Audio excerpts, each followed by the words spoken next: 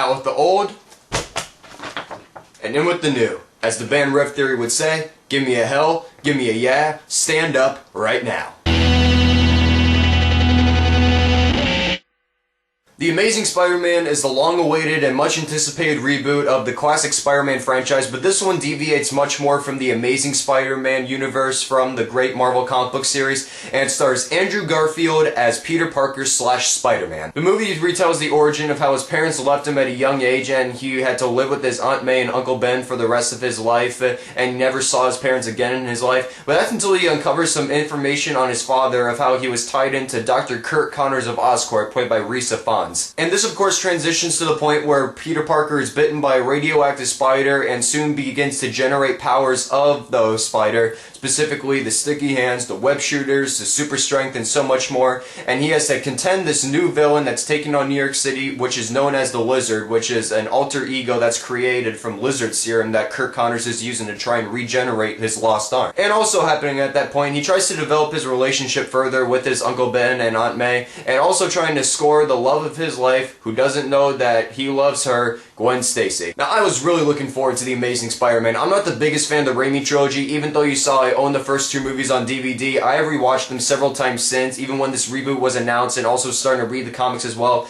And I realized that Sam Raimi's style kind of got in the way of how faithful the tone could have been to the comics in particular. But nonetheless, this movie had a lot of hype built up to it because it was a very soon timing for a reboot because it was happening only 5 years after Spider-Man 3 release. But in the end, in the midst of the hype, the new casting, and endless amount of other things, I absolutely loved The Amazing Spider-Man. Andrew Garfield is exactly what I imagined Peter Parker to be, and it especially helps because Garfield is a lifelong fanboy of the Spider-Man character in particular. The charm, the charisma, the heartfelt nature you feel for his backstory because he has such a fragmented past, and then finally the wise-ass personality that he has when he finally turns into that masked vigilante. Garfield's performance is so multi-layered in this movie, way more than Tobey Maguire's ever was as Peter Parker, and I'm sorry, I never really was a fan of Tobey Maguire as Peter Parker, but Garfield knocks this role out of the park from the very beginning. He is fully committed to the character from the very first time you see him on screen, and all the way up to the end, whether he's in or out of costume, Garfield is totally in his element and completely delivering on everything that I imagine Peter Parker would be on screen. Emma Stone is also quite good playing Peter Parker's love interest Gwen Stacy, and she's very sympathetic in her portrayal of the character because their relationship, because it's a very sweet one, and it adds on to the core heart of the movie, and in particular, Stone has phenomenal chemistry with Garfield, and it's really no surprise from when you see this movie, and then transition to the fact that they're dating in real life today too. Also in the supporting cast,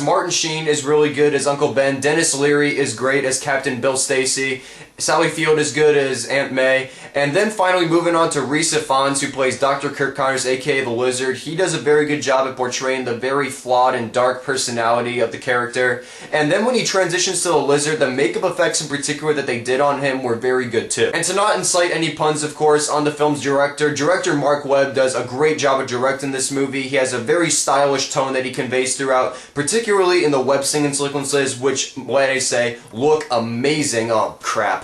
I just used a pun. Slap me now. Look great in 3D, especially in the IMAX format too. This is a very serviceable use of IMAX 3D that they lended to this movie, and it especially shows within the web slinging sequences. Also, Webb conducts the very tightly edited action sequences in which they really feel the claustrophobia from how many things are happening in such a confined space. I really dug that as well. Also, in terms of pacing, Webb does a perfectly serviceable job in that aspect, in which the movie is 2 hours and 15 minutes, but it never really drags in any part, in which it just consistently builds up in two halves. The first half being centered on the relationships between Peter Parker and with his Uncle Ben, Aunt May, and trying to score with Gwen Stacy, and then the second half focusing more on the action in most parts, which is very well done too. Any flaws I did have with the movie is that it does involve a key character death that did seem pretty rushed, but again, the recuperating aspects that happened in the aftermath of it were done very well.